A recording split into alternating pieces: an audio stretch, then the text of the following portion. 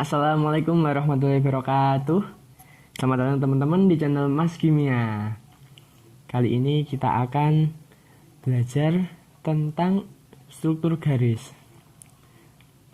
Pernah nggak sih kalian nemu struktur garis gitu, struktur hidrokarbon, tapi dia nggak ada C-nya sama sekali, cuma ada garis-garis gitu.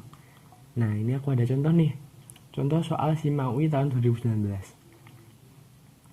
Nah, ini bisa dilihat.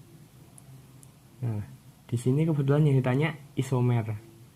Nah, tapi kalau misalnya kita nggak tahu artinya garis-garis ini, gimana nyari isomernya, ya nggak?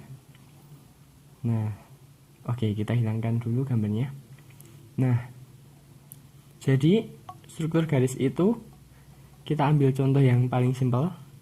Ya, nggak harus paling simpel sih. Nah, ini nggak begitu simpel juga. Ya, ini contoh struktur apa? Butana. Nah, dari sini udah ngerti ya kira-kira. Jadi setiap titik ini dia mewakili satu atom C gitu. Terus garis yang menghubungkan ini berarti dia ikatannya rangkap satu. Butana rumusnya apa? C4H10. Nah, di sini emang dia sengaja hanya nggak ditulis. Kan C maksimal ngikatnya 4 ya. Di sini udah ngikat 1. Nah, jadi dia masih bisa ngikat 3 lagi.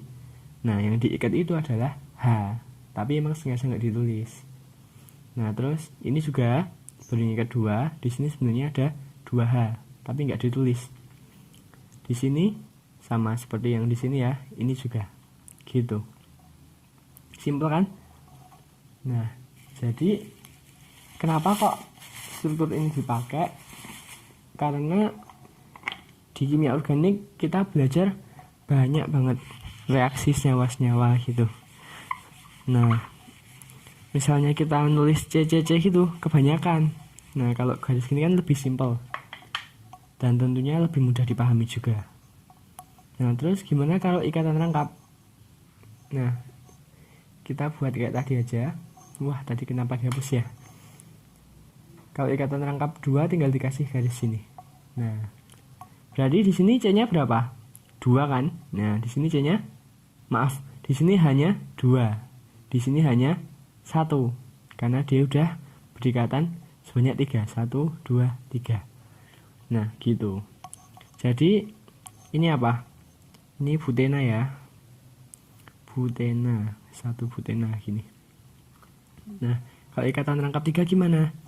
Kalau ikatan rangkap 3 dia lurus gini. Ini ikatan rangkap 3 sini. Nah, ini ikatan rangkapnya. Kenapa kok lurus? Karena C di sini dia hibridisasinya SP, di sini juga SP. Nah, kalau SP gini, dia sudutnya itu 180 derajat. Nah, kalau ikatan rangkap 2 gini tetap bisa dibelokin. Rangkap 1 juga. Kalau rangkap 2 hibridisasinya apa, teman-teman? SP2. SP2. Nah, gitu. Cara nentuin hibridisasi mungkin kita bakal bahas di video yang lainnya ya, yang cara gampangnya. Nah, terus ada juga senyawa yang mungkin kalian gak asing ya. Nih. Nah, ini senyawa apa? Namanya senyawa benzena. Ya, ini sama kayak tadi. Jadi garis tadi nggak cuma belok-belok aja, dia juga bisa muter kayak gini, siklik. Nah, kalau itu ada garis-garisnya, ini nggak ada garisnya. Nah, ini senyawa yang berbeda teman-teman. Kalau ini namanya sikloalkana, kalau ini namanya sikloalkena. Nah, ini karena C-nya ada 6 ya, tadi namanya sikloheksana. Nah, kalau ini kalau mau diberi nama kayak IUPAC berarti apa? Sikloheksatriena. Oke, tulis aja ya. Sikloheksatriena. Nah, tapi kalau misalnya mau dikasih angka bisa juga ditulis siklo berapa itu? 1,3,5